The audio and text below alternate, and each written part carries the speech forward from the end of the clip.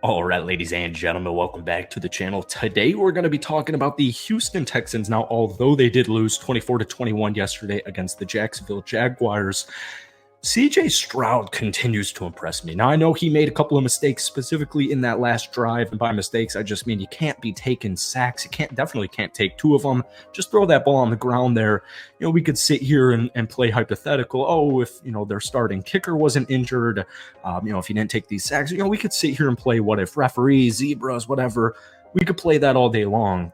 Regardless, Houston is 6-5. I do think that even though the AFC is extremely competitive, I do think this team sneaks into the playoffs. And considering they won 3 football games last year, they have a rookie quarterback, a rookie head coach. They're doing the unexpected. They're doing stuff that me personally, I'm only 24 years old, but I've never seen anything like this. CJ Stroud through 11 games, 19 passing touchdowns, 5 interceptions. He's got like 3,300 yards on the season. He's pretty much thrown for 300 yards a game. You don't even see that with majority of quarterbacks out there in the league. You don't even really see that with guys like Patrick Mahomes, Josh Allen on a week-to-week basis. I mean, this dude's doing everything. He was the leading rusher for the Texans yesterday, which is a personal issue for me. We'll talk about that later on in the video because you got a cat named Devin Singletary who needs more than 6 rushes in a football game. But CJ Stroud against Jacksonville and their good defense. Jacksonville's got a good defense. This is going to be a great rivalry for many years to come. 26 of 36, 304 yards, 2 touchdowns, 0 interceptions, and then 6 rushes for 47 yards and a touchdown. I mean, it's hard to even describe the poise and control and vision he has on the football field. It's perfect. CJ Stroud is literally as close to perfect as you possibly can get. But folks, obviously we're talking about the Houston Texans today. But before we do, if you guys wouldn't mind hitting that like button, hitting that sub button if you enjoyed the video, Texans fans, love you guys. As always, Houston sports are special to me as I first got my YouTube career covering the Houston Rockets and still do cover the Houston Rockets. If we could try and get this video to 250 likes, that would mean the absolute world to me. But like I said, man, words really can't describe what CJ Stroud is doing. I don't think there's too many Texans fans out there right now upset with yesterday's game because to me, I know both teams weren't on their best. It's a divisional game. It's usually divisional games are usually ugly. This means a lot to these players. Tensions are high. There's a lot on the line here. It's a divisional football game in week 12 of the NFL season. Like, there's playoff implications, there's seeding implications, there's just respect. Like, there's a lot of stuff that goes into this. So, this is going to be a great showdown for many years to come. But to me, the main thing I got out of that game was, CJ outplayed Trevor, and the Houston Texans were better than the Jacksonville Jaguars. But we have to keep in mind they won 3 games last season. And you've got a rookie QB, and you've got a rookie head coach, and you've got a bunch of rookies, a bunch of young cats littered across this team. They lost their kicker a couple of weeks ago. They lost an offensive lineman yesterday. All things considered, they are still learning how to win. And the fact that they have an above 500 record in the AFC is spectacular. It really is. So let's talk a little bit about yesterday's game. I want to get into a negative real quick. I don't really like talking about negatives. As a team, the Houston Texans ran 18 times for 91 yards and a touchdown. They averaged 5.1 yards per carry. I am a huge Dameon Pierce supporter, but it does look like at this point in time, he's more of a complimentary back.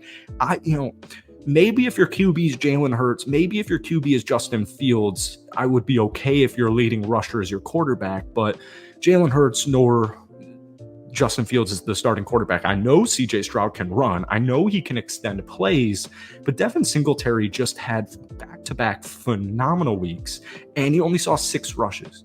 He had 18 yards. They did not run enough, but like I said, this team is still learning how to win. They're still trying to get that job done. But I need to see more Devin Singletary, and I just need to see more rushing attempts in general for the Houston Texans. Receiving core, they're just, it's so exciting.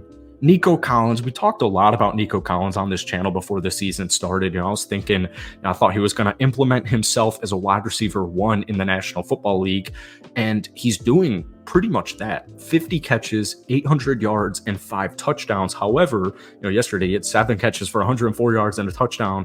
What's crazy is it looks like the future wide receiver number 1 for this Texans team is going to be rookie out of Houston, Tank Dell.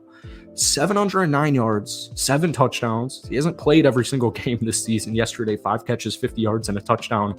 Like we mentioned earlier on in the video, the whole penalty, I completely disagree with. I saw Tyreek Hill, quoted some tweet saying he does the same thing, which was pretty evident to me. But like I said earlier on, we could sit here and play what if all day. At the end of the day, Tank Dell is a stud.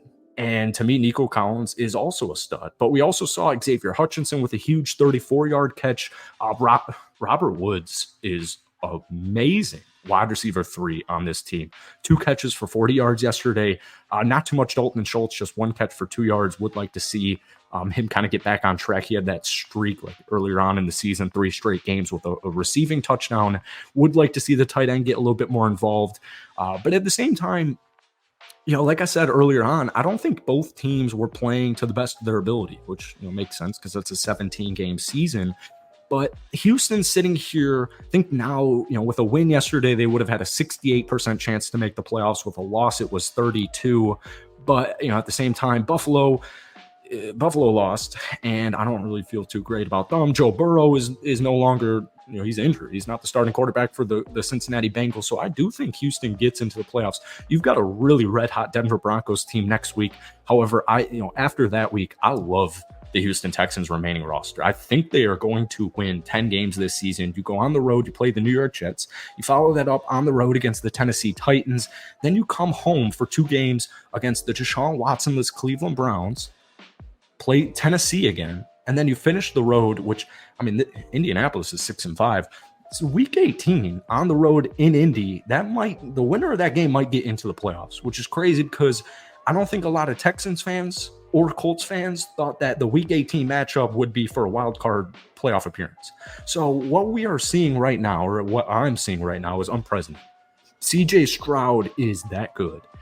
3-win team. They won 3 games last season. It's spectacular what they are doing. Regardless, I don't want to even say this out loud, but even if the Texans lost every game for the rest of the season, the future is it's still extremely bright. You got guys like Stingley Jr. on the defense with a nice interception yesterday. Just kind of fell right into his hands. Love to see the conversion on that because your defensive back because you couldn't be a wide receiver. Blah blah blah.